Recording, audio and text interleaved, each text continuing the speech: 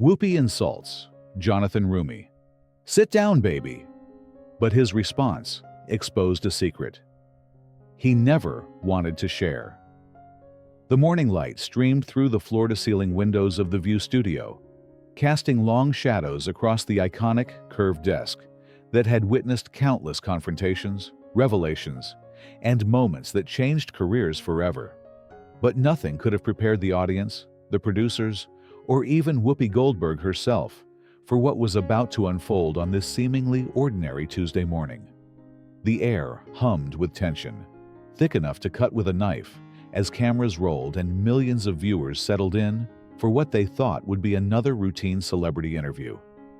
They had no idea they were about to witness the moment when Hollywood's most outspoken host would meet her match, and when a secret so explosive, so deeply buried would be dragged into the light, leaving everyone speechless. At the center of it all sat Whoopi Goldberg, 68 years old and more formidable than ever. Her silver-streaked hair caught the studio lights as she leaned back in her chair, arms crossed, wearing a black blazer that seemed to absorb the light around her.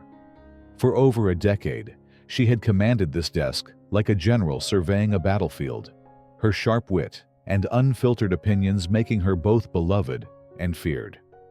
She was an EGOT winner, a cultural icon, and a woman who had never backed down from a fight. Her eyes, behind wire-rimmed glasses, carried the weight of someone who had seen it all, done it all, and wasn't impressed by much anymore. To her left and right, her co-hosts, Sarah Haynes, Alyssa Farah Griffin, and Sunny Hostin, sat with the practiced composure of seasoned television professionals. But even they could sense something different in the air today. Across from them, in the guest chair that had hosted presidents, pop stars, and polarizing figures, sat Jonathan Roumie. At 49, he carried himself with a quiet dignity that seemed almost out of place in the chaos of daytime television. His dark hair was neatly styled, his beard trimmed with precision, and his simple navy suit spoke of a man who understood the power of understatement. But it was his eyes that told the real story, deep brown and reflective, carrying secrets that would soon spill across America's television screens. This was the man who had become the face of faith-based entertainment, the actor who portrayed Jesus Christ in the groundbreaking series The Chosen, with such authenticity that millions of viewers claimed he had changed their lives. What they didn't know, what nobody in that studio knew, was that Jonathan Roumie was harboring a secret so personal, so devastating, that he had sworn never to speak of it publicly. The audience, a carefully selected mix of daytime television regulars and fans who had traveled from across the country, sat in hushed anticipation. Some wore Chosen merchandise, their faces bright with the kind of devotion usually reserved for rock stars. Others, longtime View loyalists, watched with skeptical eyes, wondering why their show was giving a platform to what they saw as religious propaganda. Camera operators moved with silent precision, their lenses capturing every micro-expression, every shift in posture, every tell that might hint at the explosion that was coming. In the control room, producers monitored feeds from 6 different angles, social media streams, and audience reaction meters, completely unaware that they were about to witness television history. The show's iconic theme music had faded, the opening banter had concluded, and now Whoopi's voice cut through the studio like a blade. "Our next guest," she began, her tone carrying just a hint of skepticism that longtime viewers would recognize as a warning sign, has become something of a phenomenon in what they're calling faith-based entertainment. Jonathan Roumie stars as Jesus in The Chosen, a series that's broken every rule about religious content in mainstream media. She paused, her eyes fixed on Jonathan with an intensity that made the temperature in the room seem to drop. But today, we're going to talk about something else entirely. Something that's been hidden behind all those holy robes and inspiring messages. Something that might surprise even his most devoted fans. The cameras caught Jonathan's almost imperceptible flinch, a flash of something, fear perhaps, or resignation, crossing his face before he managed to compose himself. In that moment, viewers across America leaned forward, sensing that they were about to witness something unprecedented. Social media was already buzzing with anticipation. The View exclusive beginning to trend as fans and critics alike prepared for what promised to be the most explosive interview of the year. What none of them knew, what even Whoopi herself didn't fully understand, was that she was about to push Jonathan Roumie to a breaking point that would force him to reveal a truth so raw, so painful, that it would forever change how America saw both the man who played Jesus and the woman who was about to tear him down. This wasn't just another celebrity interview on daytime television. It was a collision between two worlds that had been circling each other warily for years. The secular Hollywood establishment versus the unstoppable rise of faith-based entertainment, set against the backdrop of a cultural battlefield where every word carried the weight of deeper meaning.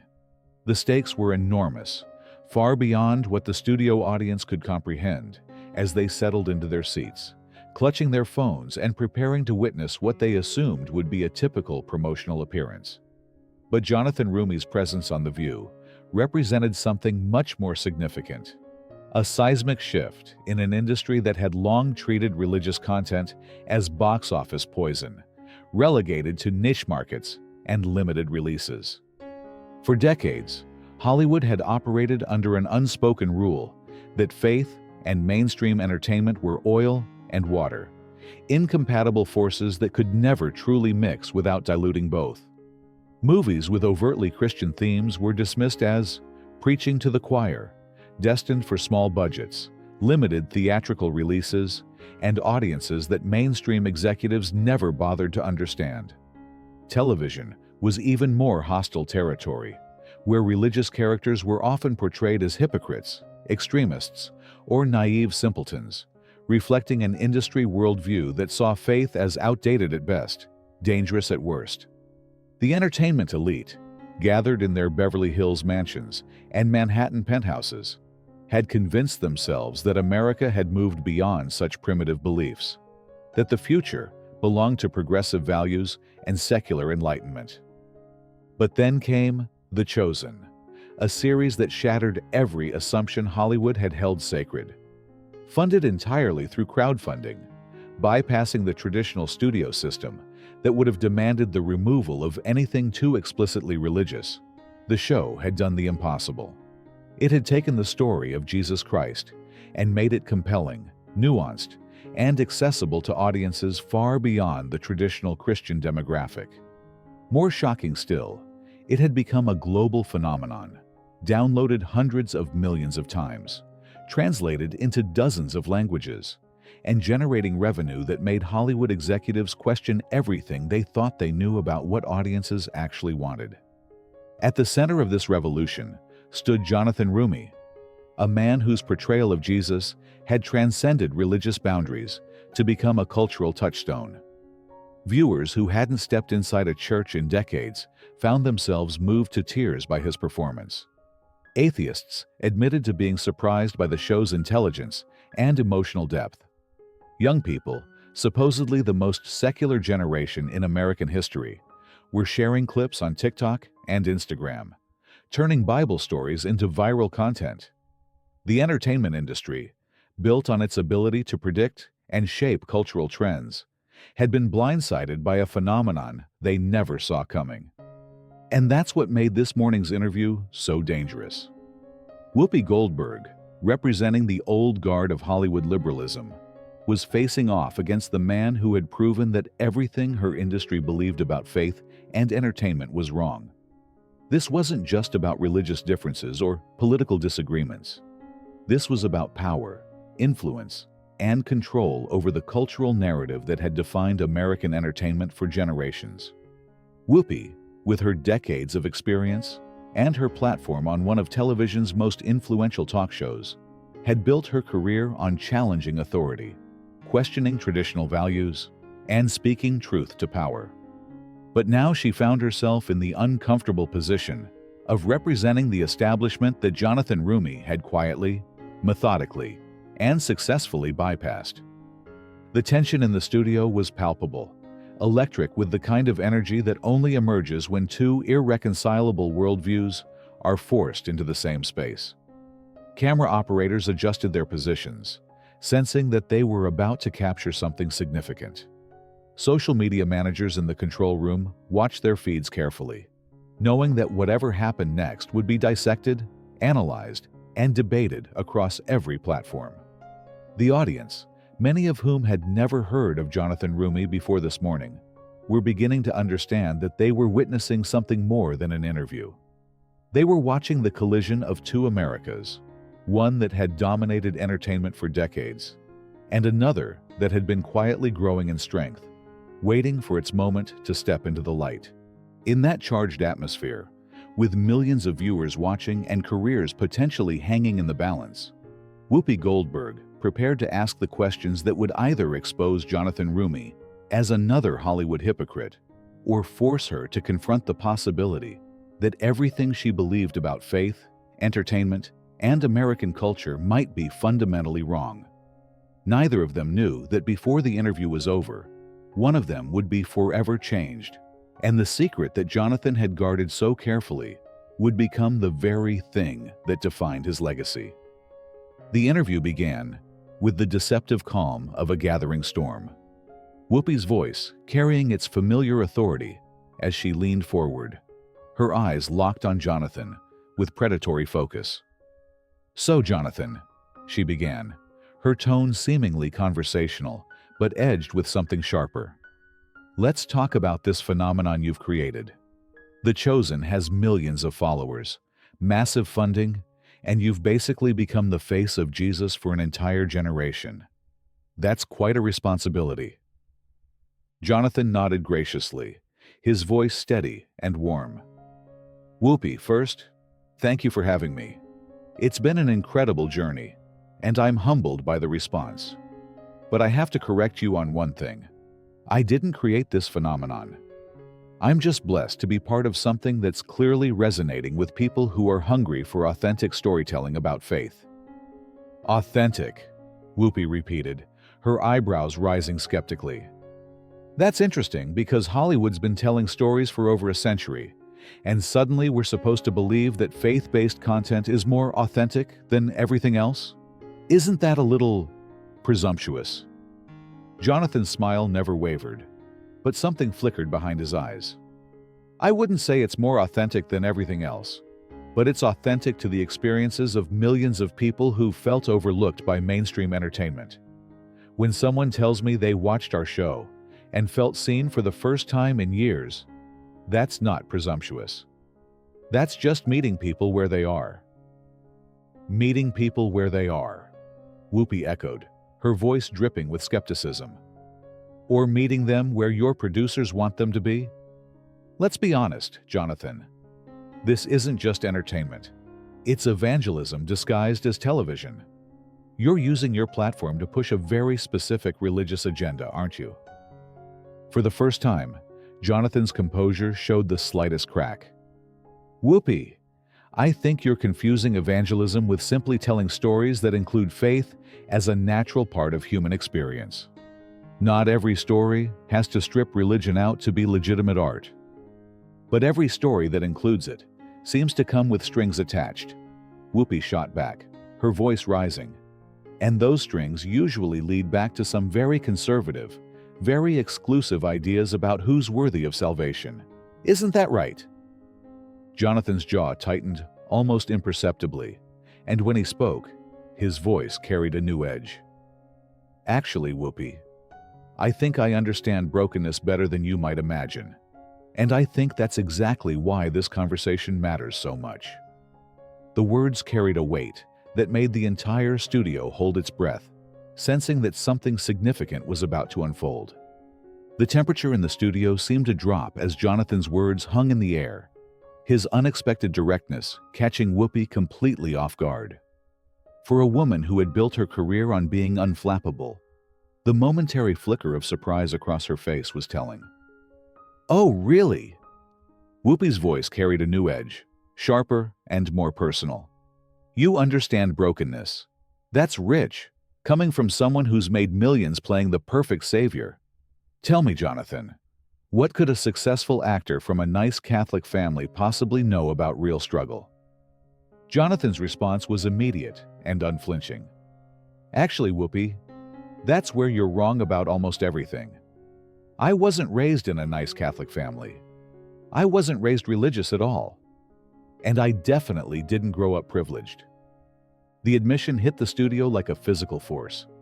Whoopi's eyebrows shot up, her prepared attacks suddenly irrelevant. What are you talking about? I'm talking about growing up with an alcoholic mother who couldn't keep a job, a father who abandoned us when I was 12, bouncing between relatives who saw us as burdens, sleeping on couches, wearing the same clothes to school for weeks because we couldn't afford laundry.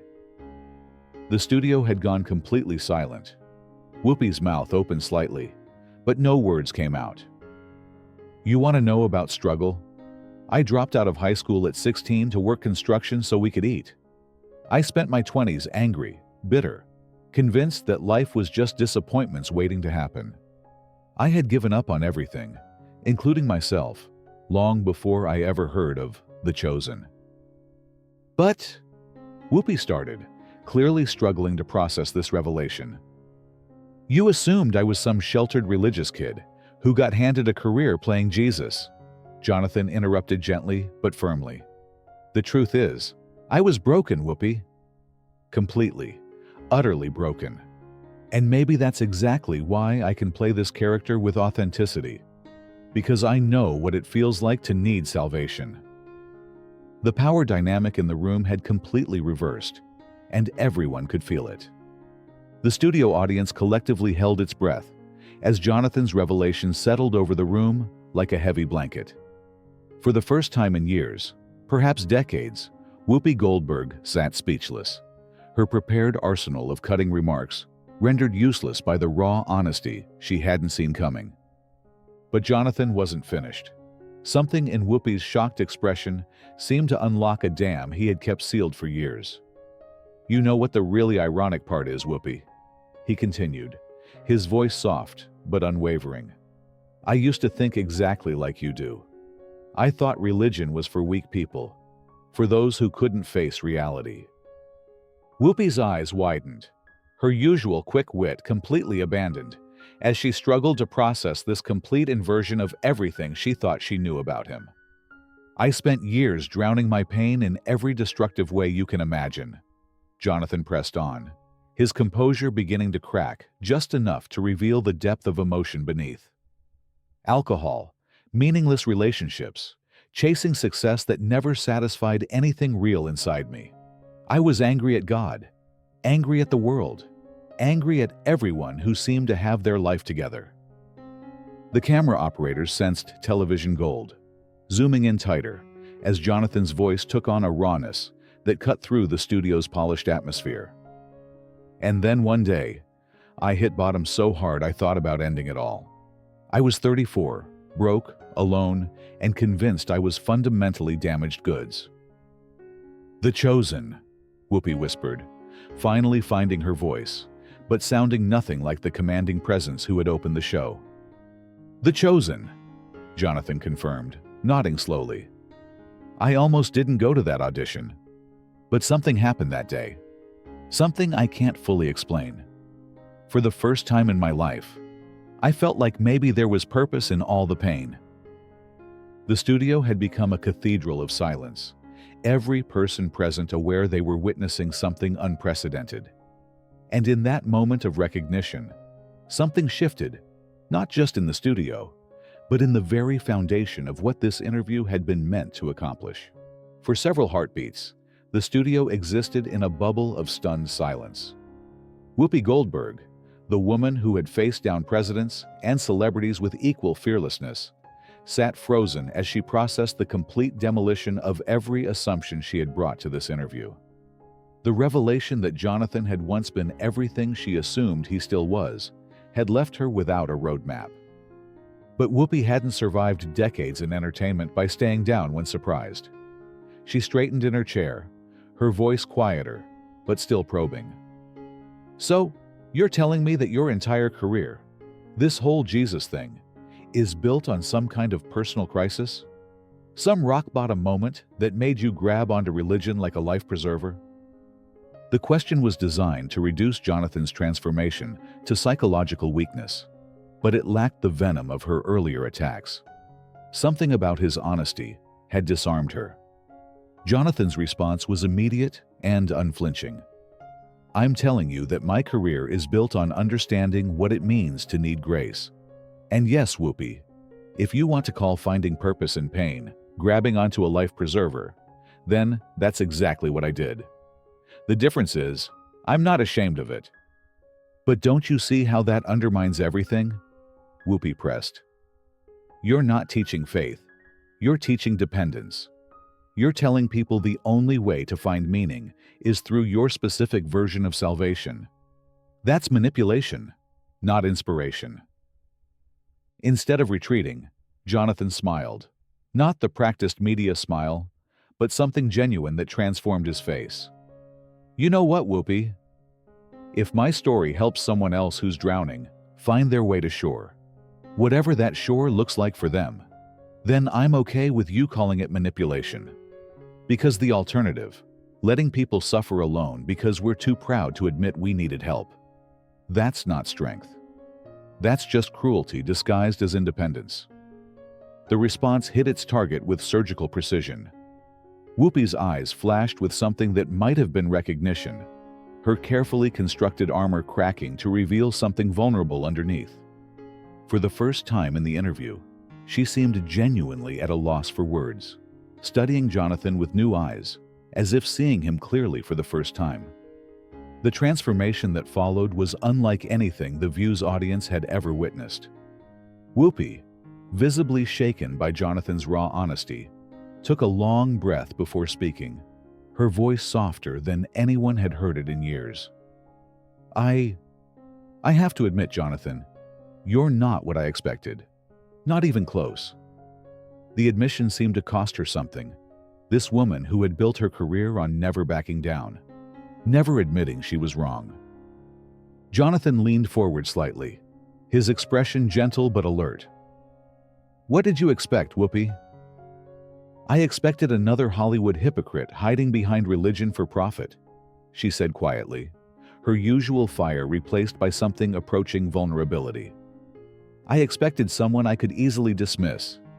Instead, I'm sitting across from someone who—" She paused, struggling with words that clearly didn't come easily. "Someone who reminds me that maybe I don't have all the answers either." The studio audience sat in stunned silence as Jonathan reached across the space between them, not physically, but emotionally. "You know what I think, Whoopi? I think we're both people who've been hurt by life, who've had to fight for everything we've gotten. The only difference is the path we took to heal from it." For a moment, Whoopi's eyes glistened with something that might have been tears. When she spoke again, her voice was barely above a whisper. "My grandmother used to drag me to church every Sunday. I spent years angry at God for taking her too soon, for all the pain that followed. Maybe I've been fighting the wrong battle."